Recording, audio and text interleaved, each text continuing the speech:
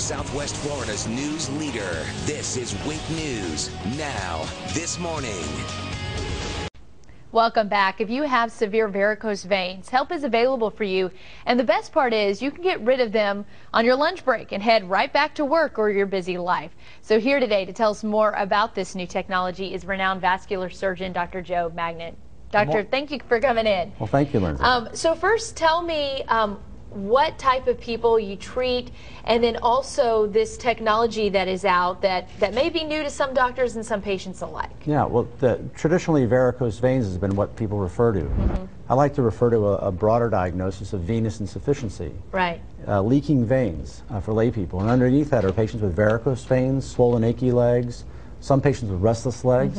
So there's a variety of people, looking people. And now the technology changed in 2000. Instead of stripping, which was painful, in the hospital, laid people up. Now we do endovenous closure, sealing of the veins. Specifically, what does the procedure entail? And it can be done on an hour lunch break. It can be. Patients usually go back to work probably the next day or so, but it's an outpatient procedure performed in my office.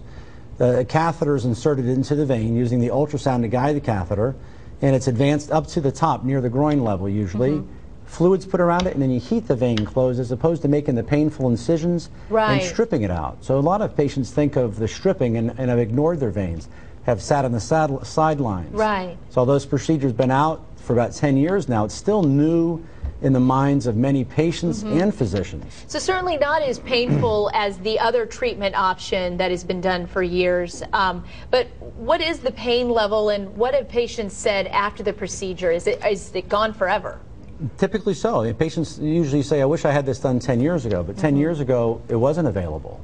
It's done under local anesthesia. I use oral, a couple of pills like a Valium, and lots of pain medicine around, like local anesthesia around the vein to absorb the heat.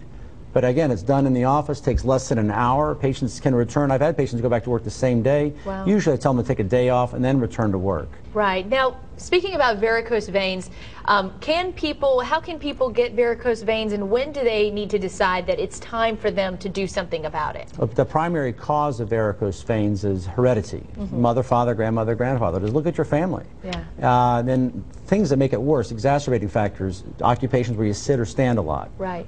Nurses, pharmacists, news people, obesity, advanced age.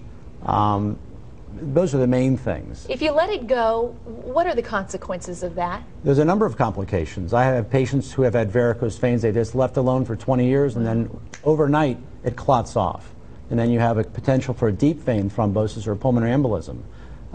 Skin can change color and texture around the ankle and lead to ulceration or bleeding. And I see these types of patients every week. Yeah. So if you have varicose veins or swollen achy legs or these other things, I strongly suggest seeking some attention.